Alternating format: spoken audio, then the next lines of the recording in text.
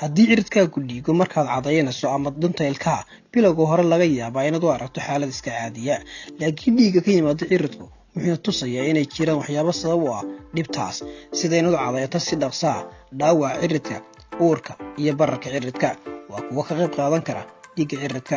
bararka ciridku wuxuu sababaa inuu casaado fido iyo kaar ama xanuun xaqiijinta waxaa sababta ah cirid dhiigga waxyaabaha jaangooya in sida ugu saxsan loo daweeyo loona qoro dawada ku habboon ogaanshaha waxaa sababta waxaad dooran kartaa tiraba 10 hab oo ay suurtagal tahay in loo joojiyo dhiigbaxa ciridka nadaafadda afka cirid dhiigga laga yaabaa inuu yahay calaamad muujinaysa liidasho nadaafadeed oo afka ah waxa uu noqdaa ciridku mid bararsan dhiigaya markuu ku sameysmo lakab sare oo ku taxan gunta hoose ee ciridka lakabkani waa mid adag waxaana ku jirta bakteeriya taas oo ku tahaaran ciridka iyo ilkaha bakteeriyadu way fidi kartaa waxaana keeni kartaa suus iyo xanuunada ciridka iyo ilkaha si aad kor ugu qaadid nadaafadda afka caday ilkaha maalintii ugu yaraan 2 jeer iyo dunta ilkaha 1 mar maalintii wanaajinta saxada afka si gaar ah waa ugu muhiim dumarka uurka leh isbedelada hormoonada xilliga uurka waxay kor u qaadi karaan xanuunada ciridka iyo ciridka oo dhiiga hydrogen peroxide u isticmaal inaad ku nadiifiso afka waxay meesha ka saartaa lakabka ilkaha iyo ciridka sar u qaadida caafimaadka ciridka iyo joojinta cirid dhiigga haddaad leedahay cirid dhiigga kadib cadayashadaada ku luqluqa hydrogen peroxide balse halliqa daraasad la qaaday ayaa muujinaysa ku luqluqashada hydrogen peroxide ay tahay mid shaqaynaysa hoosna u dhigi karta cirid dhiigga iyo cadaynta ilkaha jooji sigaarka waxaa si weyn loola xiriiriyaa khatarta kansarka sababka xanuunada wadnaha faaliga ama shalalka sigaar cabidda waxaa lala xiriiriyaa cirid xanuunka ama cudurrada ciridka ku dhaca wuxuu hoos u dhigaa difaaca iyo inaad kaato in jirku la dagaalamo bakteeriyada iyo lakabka samaysma tan ayaa kuu horseedi karta cirid xanuun joojinta cabidda sigaarku waxay kaa caawinaysaa bogsashada iyo joojinta cirid dhiigga warwarka daraasad ayaa muujinaysa xiriirka ka dhaxeeya xanuunada ciridka iyo xaaladaha nafsad ahaaneed ee warwarka sida ay sheegeen baarayaal kala duwani sare u kaca heerka warwarka ee qofka wuxuu saameyn ku yeeshaa habka difaaca tanina waa maxsuulka ka dhalan kara oo ah daciifnimo difaaca jirka iyo u nuglaasho caabuqa ama infekshanka vitamin C cunitaanka cuntooyinka ku qaniga vitamin C waxay xoojiyaan habka difaaca inay ka taageerto la dagaalanka infekshanka ciridka kaas oo sabab u ah cirid dhiigga beddelkeeda helitaan la'aanta in kugu filan oo vitamin C ah cuntadaada waxay uga sii daraysaa dhiigbaxa xilliga cirid xanuunka hubanti vitamin C la'aantu waxay kugu hogaamin kartaa cirid dhiigga xitaa haddii ay wanaagsan tahay nadaafadda afku vitamin K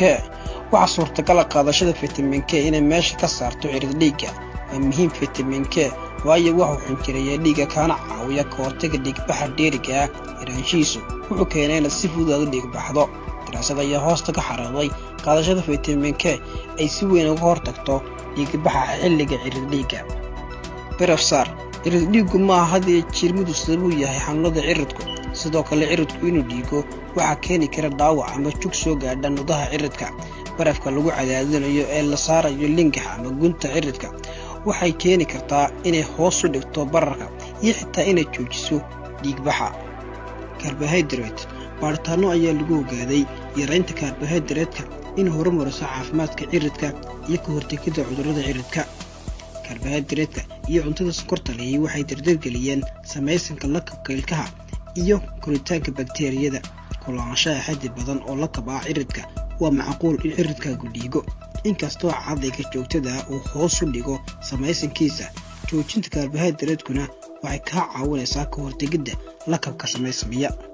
shaha cagaaran joogtaynta cabitaanka shaha cagaaran maalin kasta waxay bogsiisaa ciridka jiran ama buka iyo joojinta cirid dhiigga waxaa ku jirta shaha cagaaran maadada catechin oo ah antioxidants awood u leh yaraynta bararka bakteeriyada afka iyo kor qaadida difaaca jirka daraasad ay ka qayb qaateen 940 qof ayaa lagu sheegay in shaha cagaaran uu yahay mid shaqeynaya kana caawinaya kor qaadida caafimaadka afka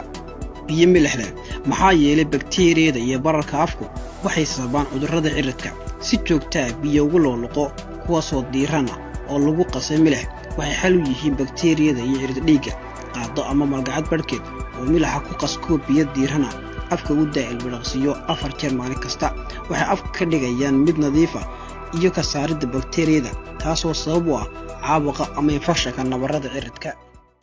Afka uura waa dhibaato sababi karta murugo nafsi ah. Waxaa jira dhowr sababood oo suurtagal ah loona daweyn karo. Qof kasta way ku dhici kartaa neefta xun ee afku. Waxaa lagu qiyaasaa in hal qof ay ku dhacdo 4 qofba. Neefta xun ee afku waa sababta saddexaad ee ugu badan, taasoo ay dadku u raadsadaan daryeelka ilkaha marka laga reebo suuska ilkaha iyo cirid xanuunka. Daweynta guriga ee fudud iyo isbeddelka qaab nololeedka qofka sida nadaafadda ilkaha oo la wanaajiyo iyo joojinta sigaar cabista ayaa badanaa ka saari karta neefta xun ee afka. Biyaha daraasado ayaa waxay muujiyeen in qaleelka afku badanaa uu keeno in afku uro. Candhuufta ama saliifada waxay door muhiim ah ka ciyaartaa nadaafadda afka. La'aanteed bakteeriyada ayaa korodha waxaana sababtaa in afku uro. Afkaaga ayaa si dabiici ah u qalalan intaad huruddo, taasina waa sababta neefta ay caadi ahaan aroortii u xumaato. Ka hortagga afka qalalan adoo sare u qaadaya heerka biyaha jirka. Biyo cabiddu maaha cabitaano ama cabitaano sonkor leh maalintii oo dhan waxay gacan ka geysan doontaa dhiirigelinta soo saarka candhuufta. Ujeedka ayaa ugu yaraan 8 koob oo biyo ah maalintii.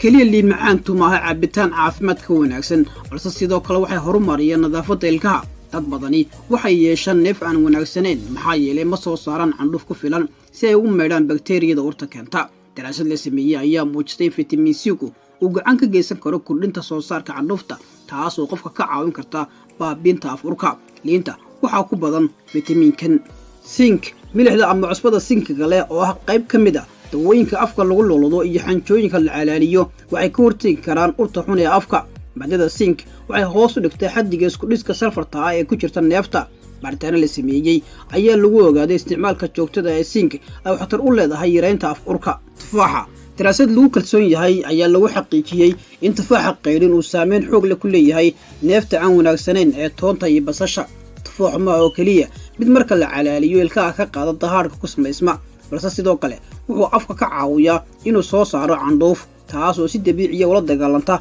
neefta qarmuun.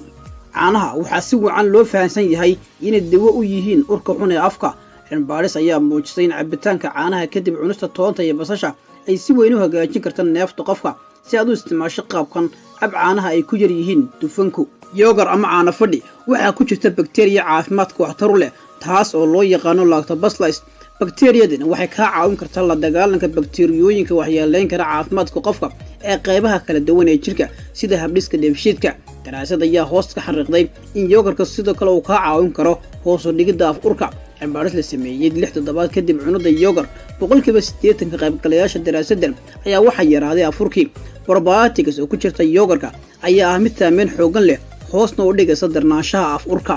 Baaritaano caalami ah oo la sameeyay ayaa muujiyay in baking soda oo sidoo kale loo yaqaan sodium bicarbonate ay si wax ku ool ah u disho bakteeriyada afka. Tani waxayna tusaysaa in dawooyinka ilkaha lagu cadaydo ay ku jiraan maadooyin badan oo hoos u dhigaya af urka, waana sababta loogu daro baking soda dawooyinka afka lagu nadiifiyo. Khudaarta cagaaran waxaa ku jirta aashito ama acid dabiici ah oo loo yaqaan acetic acid. Bakteeriyadu badanaa ma jecla inay ku korto deegaan aashito ah, sidaa darteed alkoosha afka lagu nadiifiyo waxay yareyn kartaa koritaanka bakteeriyada afka, taasoo keenta af urka. Tanina waa fursad muhiim ah maxaa yeelay waxay meesha ka saari kartaa neefta xun ee afka.